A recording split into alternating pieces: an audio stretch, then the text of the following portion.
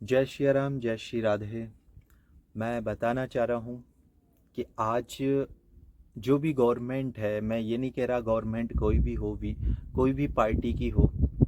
मैं ये कहना चाह रहा हूँ कि हमारे देश में या कहीं भी विकास हो रहा है तो आप विकास को केवल लोगों की पैसा जेब भरने का ही होता है।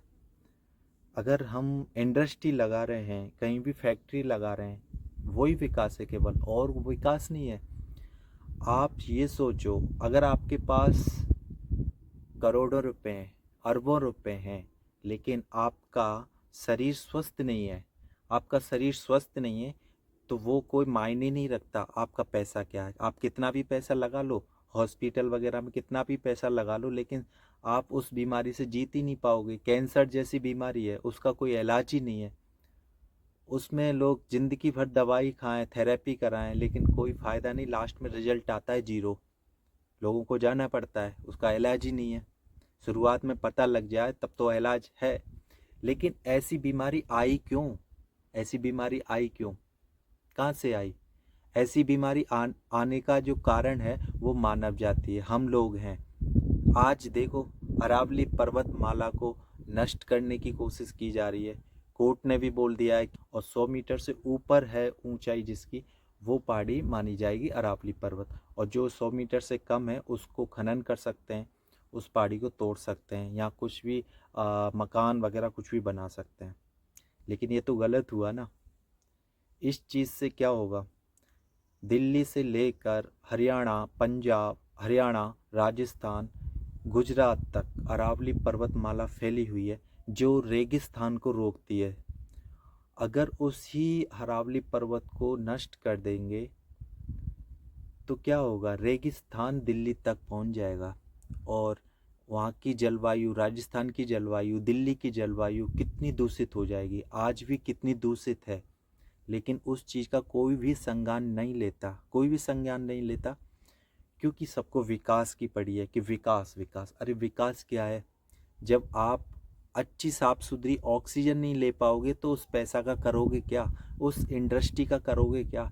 सबसे पहले हम स्वस्थ हैं तो कम से कम एक रोटी, हम चटनी से रोटी खा सकते हैं। लेकिन अगर स्वस्थ नहीं है ना, स्वस्थ नहीं है, तो हमें एक एक पल, एक एक घंटा दर्द सहना पड़ता है। बहुत मुश्किलें से आदमी जीता है उस टाइम जब बीमार होता है। तो मैं आपसे यही कहना चाह रहा हूँ कि अपनी इन्वायरमेंट की ओर भी जनता का ध्यान होना चाहिए। कि सरकार है, ये केवल सरकार अपना पॉकेट भरने के लिए होती है। कोई भी नेता हो, कोई भी एमएलए एमपी हो, मैं किसी पार्टी के लिए नहीं बोल रहा, कोई भी सरकार हो, सब अपनी जेब भरने के लिए कोशिश करते हैं, अपने नाम दिखाने के लिए। लेकिन मैं आपसे ये भी कहना चाह रहा हूँ कि इन्वायरमेंट भी एक है हमारा हिस्सा। हमारे जीवन का सबसे महत्वपूर्ण जो हिस्सा है वो इन्वायरमेंट है, पर्यावरण है। अगर पर्यावरण स्वस्थ रहेगा तो हमारी हेल्थ भी स्वस्थ रहेगी, वातावरण शुद्ध रहेगा, और विकास भी चलेगा, तो हमारा संतुलन बना रहेगा। तो मैं बस यही कहना चाह रहा हूँ कि पर्यावरण को बचा लो, अरावली पर्वतमाला को बचा लो। आप खुद देखो, मैं इस पहाड़ी एरिया में ही हूँ, यहाँ पे बहुत ज़्यादा खनन होता है। ये देखिए, यहाँ पे बहुत ज़्यादा खनन होता है, आपको मैं पूरा दिखा दूंगा, देखो तो आप समझ सकते हो। आप सरकार से बोल सकते हो इस चीज़ के लिए कि हमारे लिए सबसे महत्वपूर्ण इन्वायरमेंट है। हमें कोई इमारत, बड़ी बड़ी इंडस्ट्री नहीं चाहिए। अगर हमारे पास खेती है, ज़मीन है, और अगर पहाड़ी एरिया को नष्ट कर दोगे तो बहुत बड़ा नुकसान हो जाएगा। क्योंकि इन्वायरमेंट इतना ख़राब होता जा रहा है कि हमारे पास साफ़ सुथरी ऑक्सीजन तक नहीं है। दिल्ली का दिल्ली का ही हाल नहीं है, ये पूरे भारत का ही हाल होने वाला है। दिल्ली के टच में जितने भी ज़िले आते हैं, शहरें आते हैं, राज्य आते हैं, उनका भी ऐसी ही कंडीशन होती जा रही हैं। तो आपसे मैं यही कहना चाह रहा हूँ कि इस इन्वायरमेंट की ओर भी आगे बढ़िए।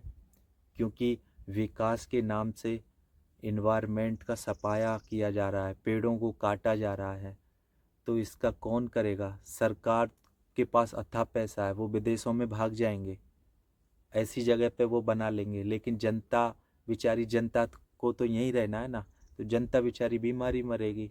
आधे लोग तो बीमारी से ही मर जाएंगे। तो सबसे पहले हमारा एनवायरनमेंट, हमारी धरती माता स्वस्थ होनी चाहिए। धरती माता स्वस्थ होगी तो सारे जितने भी उसके धरती माता पर रहने वाले उसके पुत्र हैं, उनके बेटे हैं, वो सब स्वस्थ रहेंगे, क्योंकि धरती माता हमारी माँ है। उसको स्वस्थ रखना हमारी जिम्मेदारी है। इसी के लिए राधे राधे, जय श्री कृष्णा, जय जय श्री राम।